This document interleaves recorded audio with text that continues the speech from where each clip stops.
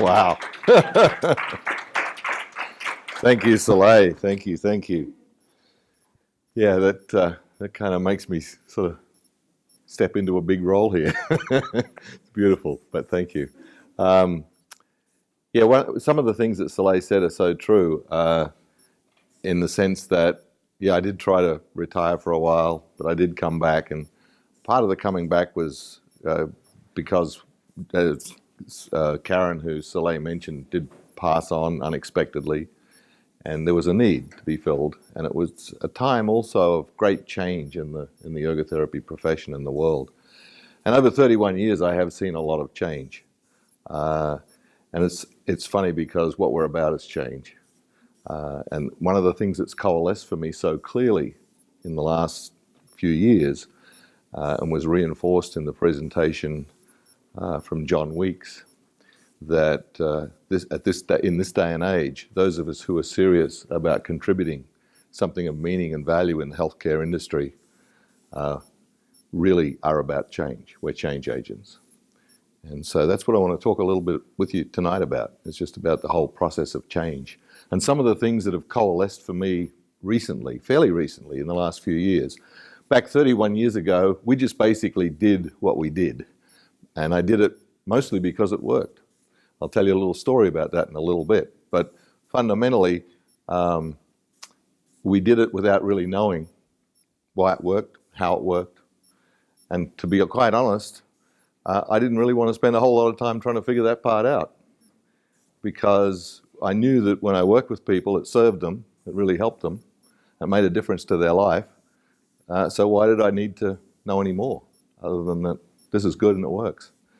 And so blindly went on doing that for a lot of years, but now in the last few years, research, neuroscience, a whole lot of other things are telling us not only why it works, but how it works, and even more so, they're telling us that we're right on track in terms of what we're doing to help people change. So that's the topic for tonight, yoga therapy for change. And there are 4 areas that I want to explore a bit: the intersection of yoga, mindfulness, neuroscience, and psychology.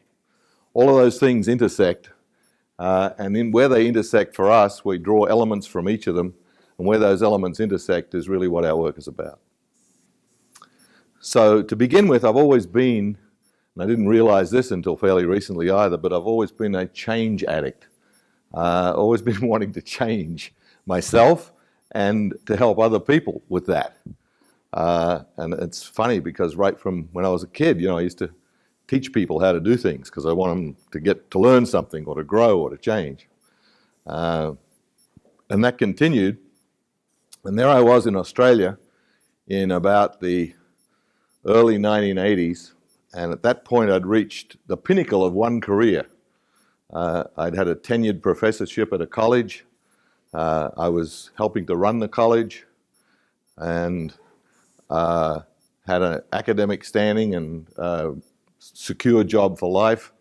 Lived in a beautiful part of the city of Adelaide. Everything was fine. Family, house, great. But I wasn't happy. And I wasn't happy because I wasn't fulfilled, I guess, at a soul level. There was something missing. The whole education scene then, and I'm sure it is still today in many ways, was very bureaucratic. And so I'd spent a lot of time going to meetings to kind of justify why I wanted to teach the way I did, or do this course or that course or whatever. And I thought, I really think there's something more. And I looked for that more, and what happened was I started to connect with people outside the realm of my comfort zone. And one particular place I went was an ashram where there was a couple of swamis, Satyananda lineage, and they were coming to the college to do some adult learning courses, and I kind of got to know them, and they invited me to come along and do some morning practices with them and so forth. And that was very satisfying, and I thought, this is great. And so I started to do the practices at home every day. I'd kind of get down on the mat and do some yoga practices, and I do some pranayama, and even did the meditation with the candle flame, and did that for quite a while. My daughter at that time said to me one day, she said, "Dad, I like when you do that stuff." I said, how come? She said, well, when you do that stuff, you're not as grumpy as you usually are. And that was almost like hit me between the eyes. It was like, wow, here I am, I'm teaching change. That was basically my profession, organizational behavioral change. And here I am changing myself just by doing a few simple things, and my daughter noticing it. And that was a problem that I had too in my work, because I noticed that we'd run these wonderful courses based on a lot of the new technology, a lot of the stuff that was coming out of Tavistock in England, coming out of Esalen just up the road here, a lot of the sort of humanistic psychology.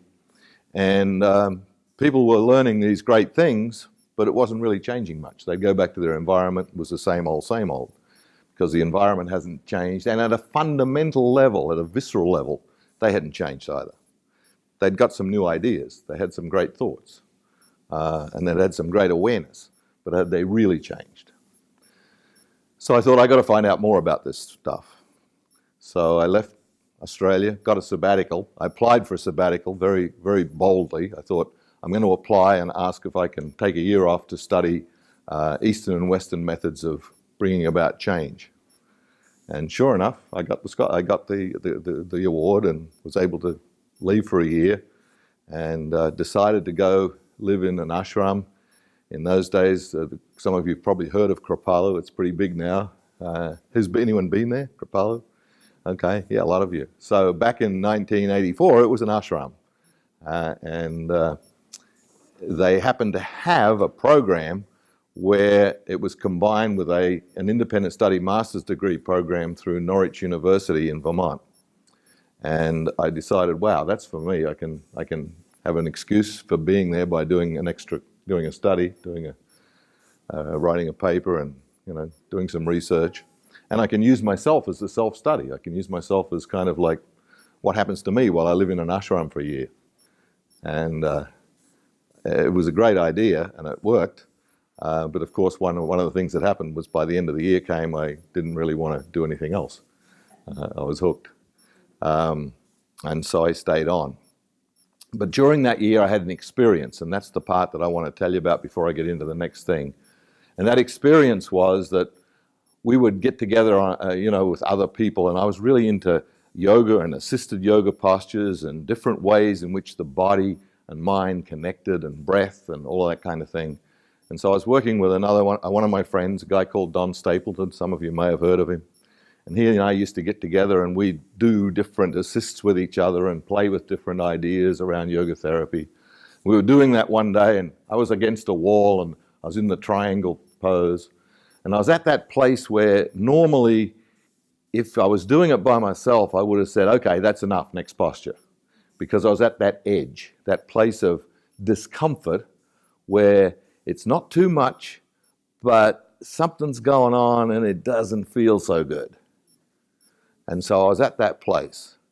And when I think back on it and I look at it, and I did fairly soon after this experience, it wasn't like a physical edge. It wasn't like this is too painful to be here.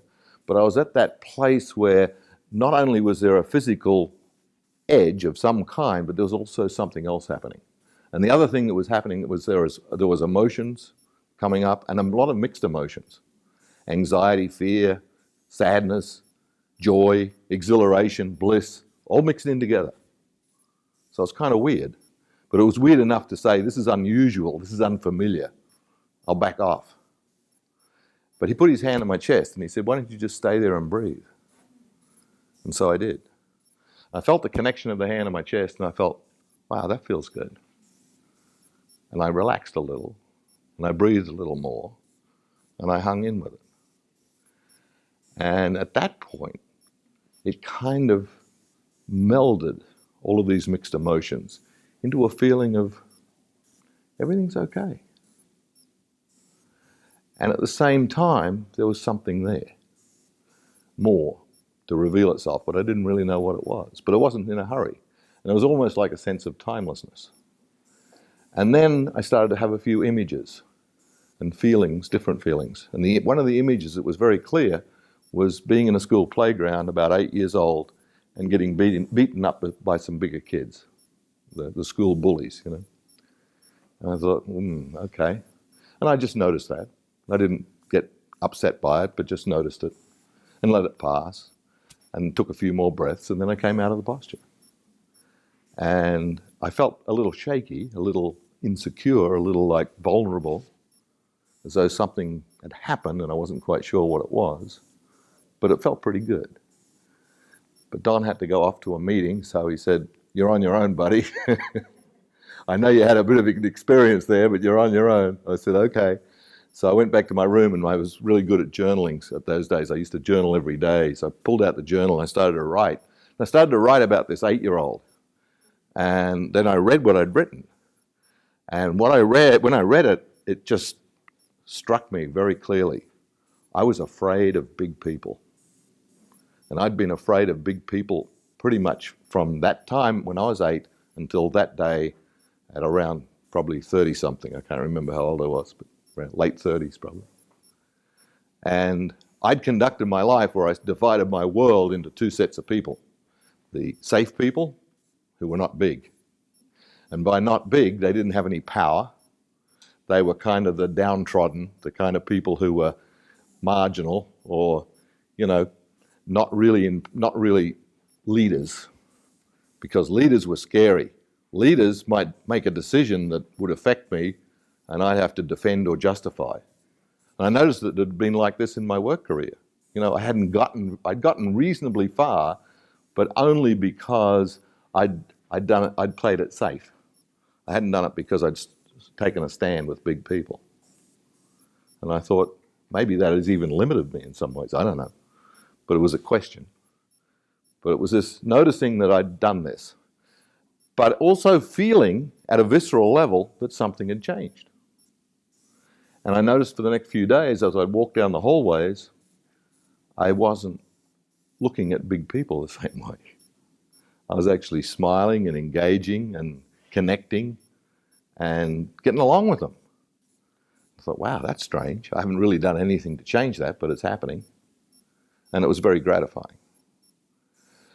So as a result of that experience, several things led from that. One of which was to say, this has been a pretty powerful experience for me. So I started to play with it and try it out with other people, other brothers in the ashram, that were having stuff happening. I'd say, try this, we'd get together and I'd try and replicate kind of what had happened. I figured out pretty quickly that you couldn't kind of replicate it. Everyone was different, but there were certain elements that were similar.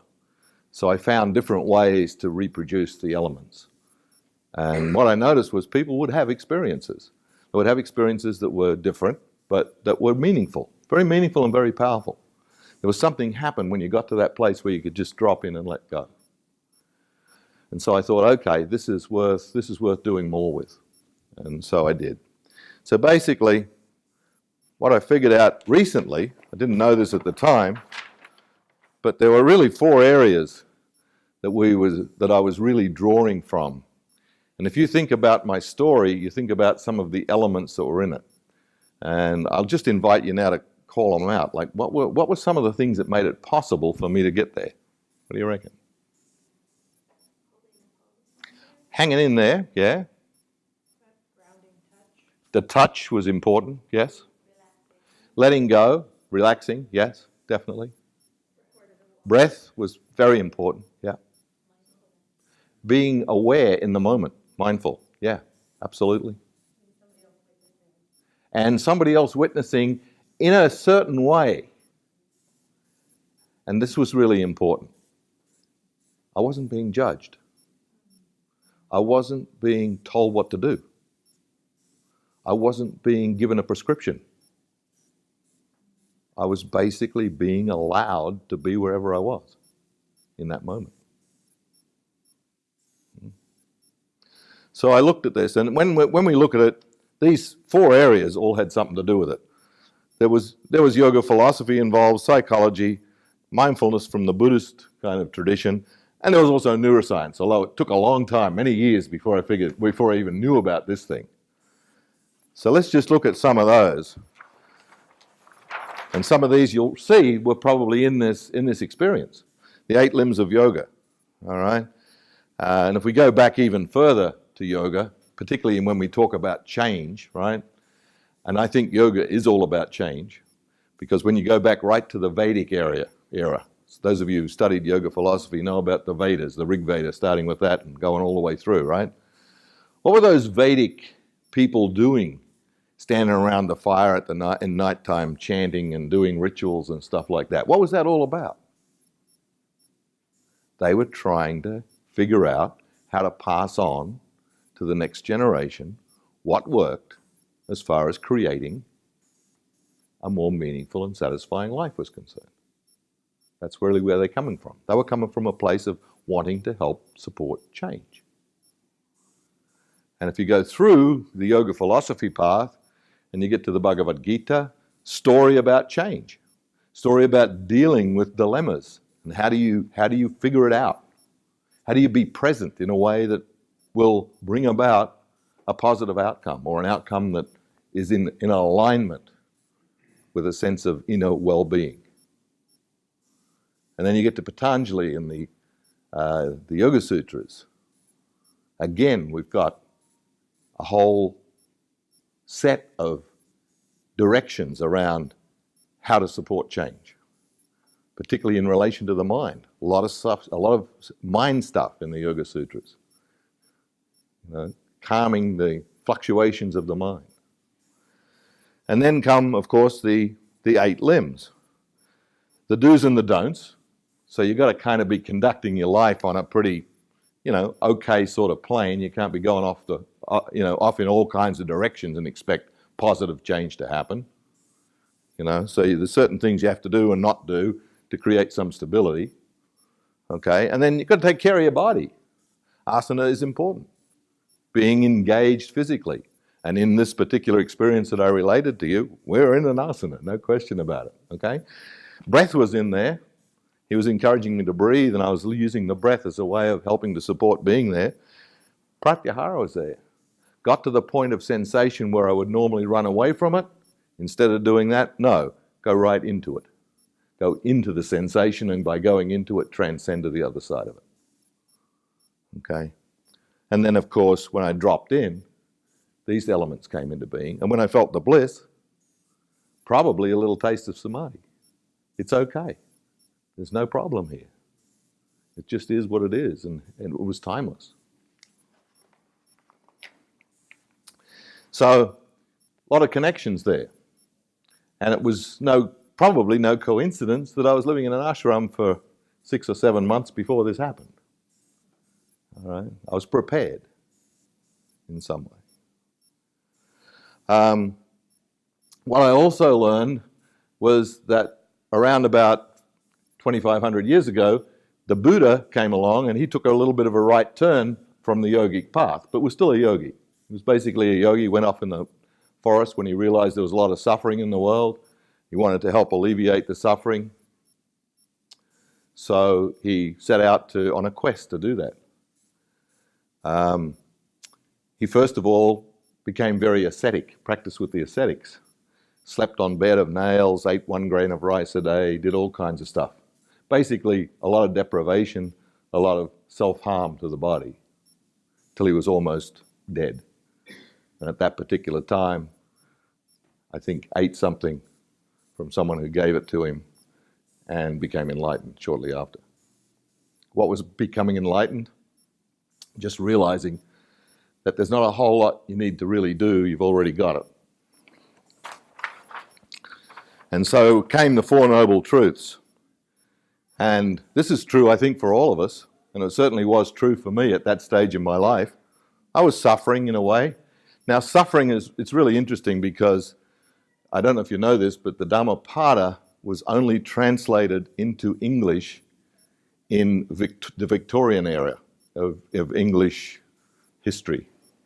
Now, the Victorian era was a time when, if you remember, things were fairly stilted and tight. And language was fairly stilted and tight. So, dukkha, the Pali word, was translated, or Sanskrit word, was translated into suffering. Now, another way of saying suffering might be discontent, stress, anxiety, depression, unhappiness, all suffering, not just physical suffering. Although physical suffering, of course, is a part of it. But there was suffering. So he recognized that. That's part of the ride in this human life. We all suffer at different stages. But if we can overcome attachment and desire, it relieves suffering. So there's suffering, but there's also a way out. And the way out is the Eightfold Path. So basically what it is, what it's caused by, and that there's a way out and what the way out is. And this Eightfold Path, again, we've got the word right comes in a lot. Again, Victorian English translation of the ancient language. Right not necessarily meaning, as we think of it, right, wrong, but appropriate, contextual. All right? Another way of translating right, appropriate or contextual. And probably different at different times for different people, but still appropriate and contextual. Things you need to understand, intentions you need to hold, ways that you need to say things, ways you need to live. You need to put in some effort, and you have to somehow become more mindful, and then you can, through concentration, achieve enlightenment or samadhi. So, elements of that also in my experience. So, that's the kind of the Eastern take on it. Now, before I came to Kripalu and before I became involved in the yogic path, I was involved in a fairly traditional career, but a lot of it was based on a lot of psychology. And I was very lucky because around about the time that I was going through college and learning about behavior and human behavior, it was also the same time that there was a little bit of a revolution happening in the whole psychological world. It was the time of Esalen. It's the heyday of Esalen, right? It was the time when humanistic psychology was big. It was the time when the whole idea of experience was being valued. So it was a great time to be alive and a great time to be studying that. But what I'd learned was that there was a lineage to all this. If you go back even as far as Freud, in terms of this whole context of change and suffering, Freud was really trying to alleviate suffering. And basically what he figured out was that anything that we do in our adult life probably has its origins in something that happened to us in our childhood. We had some kind of traumatic experience that carried over or shaped us in some way. That was certainly true for me. As an 8-year-old, I got beaten up and that trauma had stayed with me, and I had certain ways of seeing the world as a result of that, till I figured it out. Then we have Aaron Beck. Anyone know what he's famous for? Any therapists in the room? No? CBT, all right? Cognitive Behavioral Therapy, all right? And his idea was, if you have an irrational thought and you replace it with a rational one, then you can change your behavior. Makes sense, right?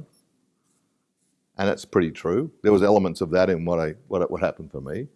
I believed that all big people were not safe, and then I believed that they were okay.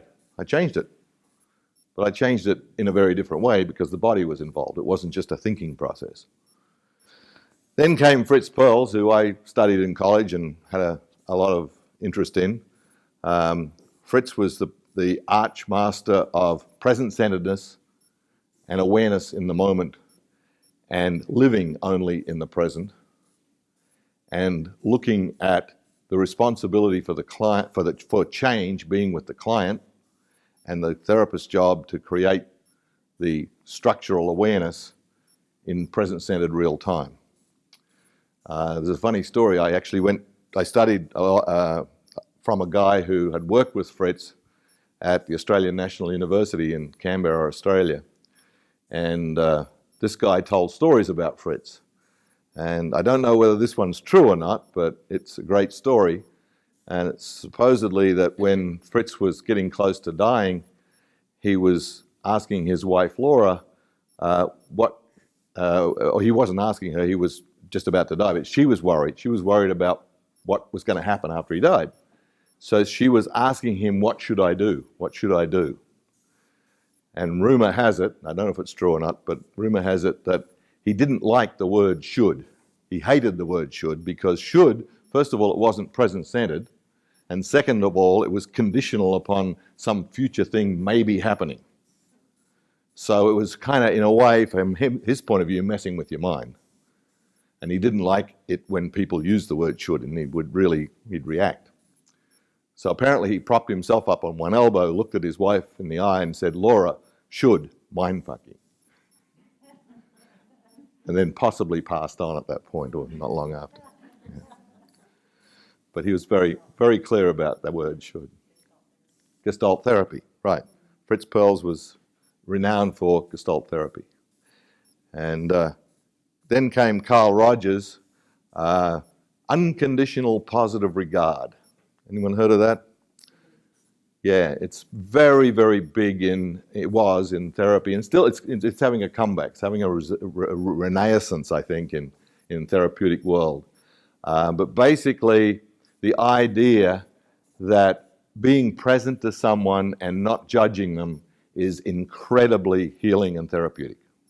If we can really be present to people without judgment and enable them to be who they are, and to, in the process of being who they are, see themselves as who they are, they will be inclined to want to change. But if we try to prescribe to them what they should do and what they have to do and what they need to do to make a sense of their life, they are probably going to resist. But holding that sacred space, holding that safe container, so critical, so critical. So Carl Rogers I became a big fan of his. Went to quite a few workshops, and that was certainly an element in my story. If you go back to the story I told, that hand on the chest, that not telling me what to do or how to do it, but just being with me and letting me figure it out. Later on, we come to Bruce Ecker, and I put Bruce Ecker up here because he developed a thing called coherence therapy, which is very much, comes kind of out of the Aaron Beck thing in terms of a belief system, but it's more of the package deal. So a coherence is really a map of how you see your world. And based on that map of how you see your world, that coherence, you're going to behave in a certain way. And if the therapist can help you develop a new coherence, a new map, new way of seeing everything, then you're going to behave in a different way. And that was also true for me, but the reason I put it up there is not so much that, it's because a lot of our work now I see does that. What happens in a Phoenix Rising session when we work with a client is they develop a whole new map of how they see their world. And then that becomes the new map. And that makes a lot of things change. And it's actually interesting because one of the people currently going into our level 3 program is a coherence therapist, and she got very excited after she did level 1. She came running out of the room, Laurie was there, and she's like, this is amazing, this is amazing, this is the same as what I'm doing except it's using the body. and it's really true. Okay, so then more recently we've had neuroscience and research to talk about this mind-body connection. And here's a statement that says the scientific study of the nervous system, that's basically what's been happening, these two things. But the science now exists, here's the statement, the science now exists to test and demonstrate how brain, nervous system, cognition, visceral experience, and emotions relate to each other. The science now exists to prove that. Pretty interesting, to demonstrate it without doubt. And that's interesting because, as I said earlier, I didn't know 30 years ago that there was such a thing as neuroscience even. Although it was around, but it wasn't big like it is now. And I certainly didn't know that there was any evidence to suggest that these things might really have some scientific connection that could be demonstrated. But they have been, and I just want to talk about a few of the people who've helped do that. There's a guy called Norman Farb up at Toronto University. He's there now, he's working and he's doing research and he's doing some great stuff with a team of researchers. Back in 2007, he conducted a study where he looked at people's brain when they meditated. It was done mostly in the mindfulness arena. And first of all, he decided that there was two things that happen in your brain depending upon how you were referencing your world. And scientists had known about this for a while, and the two forms of referencing are either present-centered, like in the now, or past or future, past and future. So there's the two, now or past and future. And the default for most people most of the time is past future.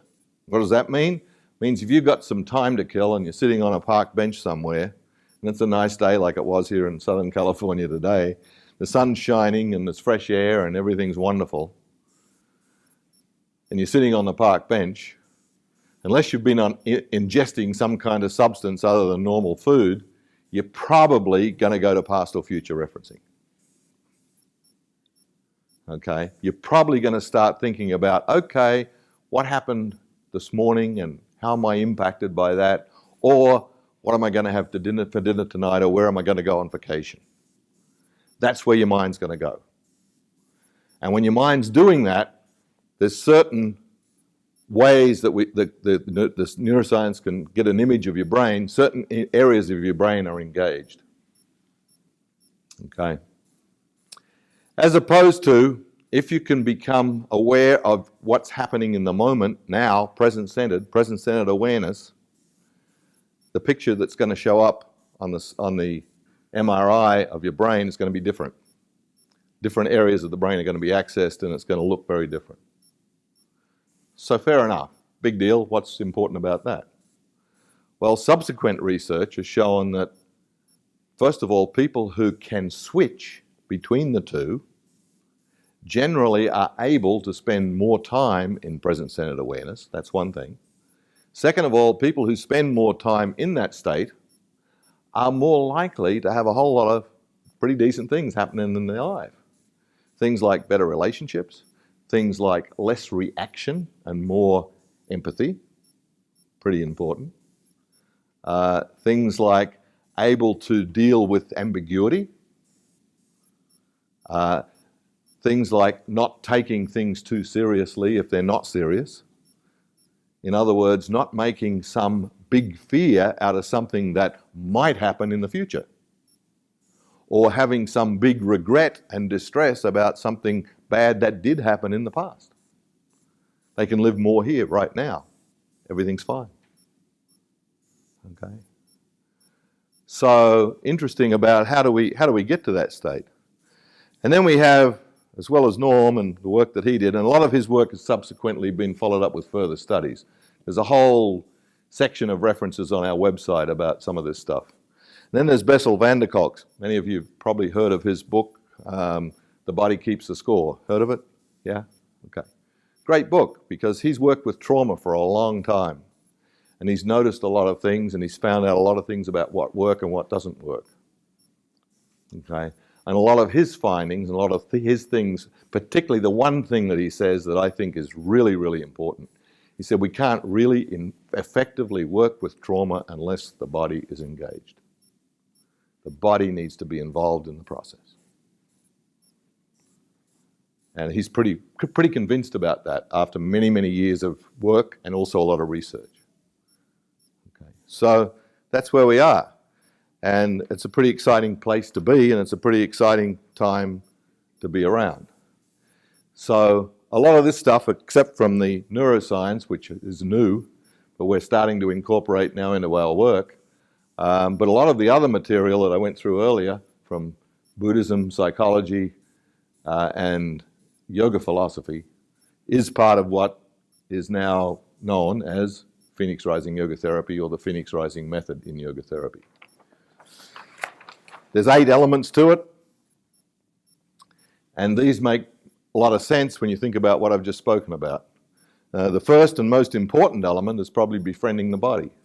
if we're going to work through the body, if we're going to do as Bessel said, and working with trauma, working with anything really, working with change, we want positive change, then the body's a great place to start. But we can't work with it unless we're friends with it. Okay? You can't use a body as a therapeutic tool if you're alienated from it.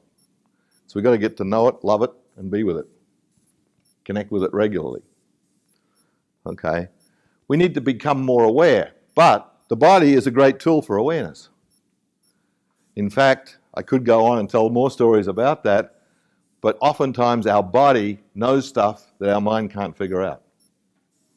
There's a little exercise that I sometimes do at the beginning of programs where I invite people to say, well, what are you doing here? And they talk from their head, and they give great answers. And then I take them into an experience which is embodied into their body, and I have them ask their body the same question. Now, sometimes they get the same answer, but there's often a qualitative difference. And there's often a depth of meaning that's deeper when they access that wisdom through their body.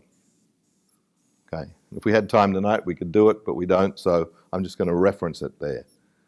But it's something to try.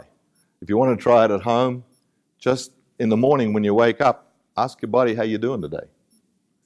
And then after you've meditated for a little while and done some yoga, ask your body how you want to show up in your life today. And it'll give you a lot of information that thinking about it is probably different, qualitatively different. Once we use our body as a tool for awareness, though, what do we do when we've got awareness? Well, it's pretty easy to run away from it. Because one of the things about awareness is it's like knocking on the door of change. If we become aware, it's kind of like there's a little bit of evidence building that maybe things need to be different. And for many of us, that's kind of scary. So the first thing that we might be likely to do if we're not used to the process is put the shutters up. No, that's not happening, right? So accepting the awareness is an important part of the process. But there's ways to do that, and we looked at some of those in what we talked about and in the experience that I had. That hand on the chest made a huge difference for me as far as acceptance went. Okay. And acceptance by another helps me to accept myself. So in any therapeutic process that we engage with people, if we're really serious about change, our capacity as a therapist, yoga therapist or whatever kind of therapist we are, our capacity as a therapist to be accepting of the client helps them to accept themselves. There was choice involved for me in the experience that I had, and there is choice in life. Choice is a huge, huge part of our life if we are living a meaningful life and moving towards change. We have choice in every moment we're alive. We have choice how to be with that moment. You've heard of Viktor Frankl. Viktor Frankl survived years of deprivation, degradation, beatings, torture, you name it. He survived not because of anything else other than, and he says this in one of his books, his power to take the power that no matter what happened to him, he could choose how to be present to it. So even if he was getting tortured, he could choose how he was going to be present to that torture.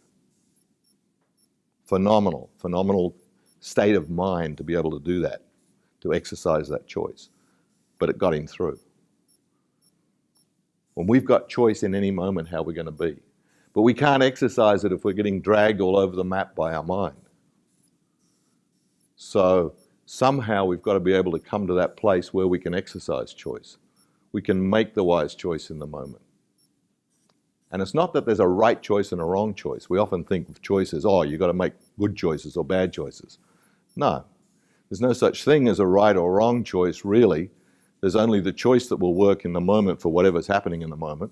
And in another moment, it might be something else altogether different that's happening. And another choice might be inappropriate. The same choice that worked before might be inappropriate now. So it's not about making right choices and learning. You can't learn all the right choices and then think you can run your life. It doesn't work that way. You've got to be in touch, in tune, and responding to what's happening. Then you can make the right choice in that moment for whatever's happening. That takes what is called discernment. So discernment is part of the process. And after you go around the loop a few times on these first four, you start to get good at this one. You start to notice the subtle differences between certain choices in certain situations. And that is knocking on the door of what some people call wisdom. You're becoming a wise person when you can make good discernment. And when you discern, it's much easier, and people tend to do this after they've done a lot of work on themselves, start to get a real sense of what's really true for me. What's my truth? And there isn't a universal truth that something's true for everybody, apart from, there's a few things that are universal, but generally, how you're going to live your life today, that's not universal. You've got a unique life to live, one-of-a-kind life to live. Nobody can write the prescription for that. But in order for you to live it according to your truth, you have to be in touch with it. And then you've got to have the courage, the stamina, the strength, and the will to put that truth into action in your daily life. How am I going to respond to that today if I know what it is? And if I can do that, what I tend to notice after a while is things start to flow a little. But of course, it'll come off the rails again. It's part of the ride. We're not perfect. If we were done, we wouldn't need to be here. But life is our teacher. Life is our classroom. But we can experience flow a little bit if we engage a kind of a process that gets us there more frequently. And that's certainly been my experience. No way am I done. No way are there not times when I get angry. No way are there times that I don't lose it. No way are there times that I don't make some pretty crappy decisions from time to time. But as soon as I do now, I usually know that I have, and I can usually apologize if I need to do that, and I can usually correct if I need to do that. And I can do that quicker than I used to be able to do. And that's good. Okay. So that's what we do. You're probably wondering, well, how the hell do you do that? And that's a great question. And so I can't give you a full-on demonstration of how we do that, although I know some people in the audience would probably love to. But what I can tell you is a few things about it. In order to learn this method or this approach, first of all, experiencing the process is important. So in our training program, one of the things that's really important for the people who are learning to do this kind of work is that they experience it. And if they haven't experienced it before they come, they certainly experience it when they come. We engage the process that we teach, and we engage it fully. Part of that, but also some other learning like what we've been doing tonight, will help provide an intellectual understanding of the paradigm and the process. Now, I didn't mention this, but this work is based on a paradigm. And a paradigm is a set of beliefs. There are certain things we hold to be true. And some of those I've touched on in some of the philosophy that I mentioned. For example, we hold to be true that if we're helping someone change, it's better to offer them a process than it is a prescription. So that's one of the elements of our paradigm. It's process-based. Our yoga therapy is process-based, not prescription-based. We guide people in a process. So understanding the paradigm that process is based on is important.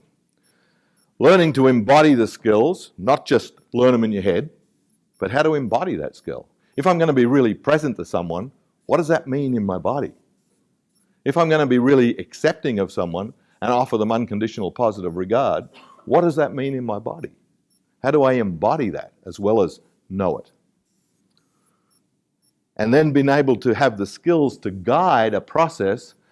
And this is tricky because different people are different. We've said that all along. Everyone's different. So in order to guide a process for different people, I have to have very finely tuned discernment skills. And I have to develop that over time. So our role as educators is to help people learn this. That's what we do in our work. And it's not easy, but it's not hard. It does take some letting go. it does take particularly some letting go of the ways you normally think about things and the ways you think are the way to help people. Helping people isn't probably the way you think it is in this work. Not to say it's not helpful. Someone asks for directions, you give them directions. That's helpful. All right. Sometimes in this work, that's not helpful. But you have to be able to discern when it is and when it isn't. That's a pretty simple example. Okay. So that's pretty much it. That's in a nutshell what we do. Just a few things about what I'm doing, and if you're interested further, you can certainly talk with us. pryt.com is our website. Phoenix Rising Yoga Therapy is our name. We have people who are willing to talk to you if you're interested, and they're not trying to sell you, because we know that it has to be a fit. If you're going to take this on, it has to be something that works for you.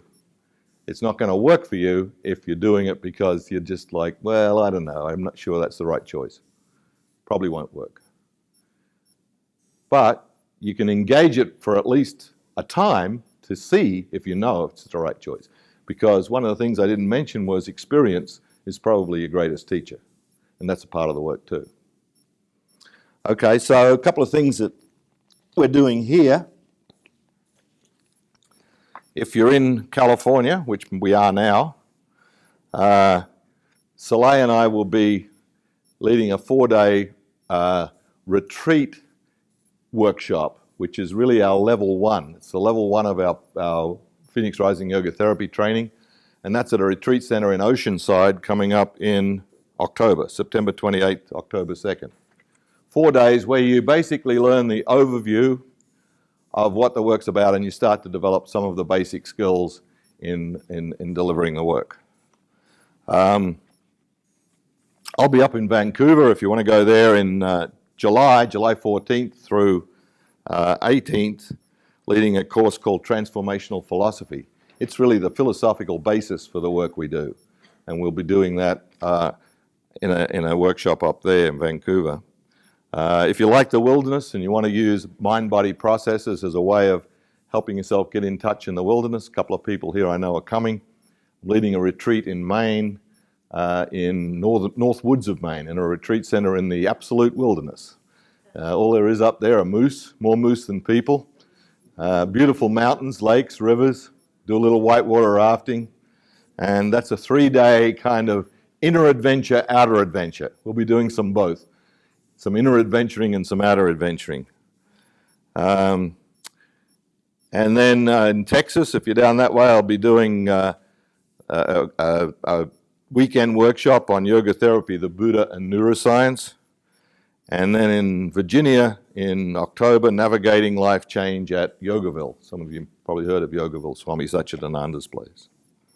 That's some of the places I'll be. And the other thing I can offer you is while you're here at Sitar and up until the end of the month, if you're here at Sitar and you indicate an interest, 20% off any one of our training programs, is it, or level 1?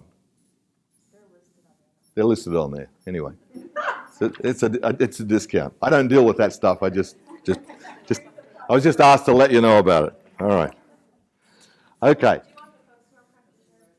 And anyone who's a Phoenix Rising practitioner already, stand up so folks can see you, or hold your hand up. Yeah.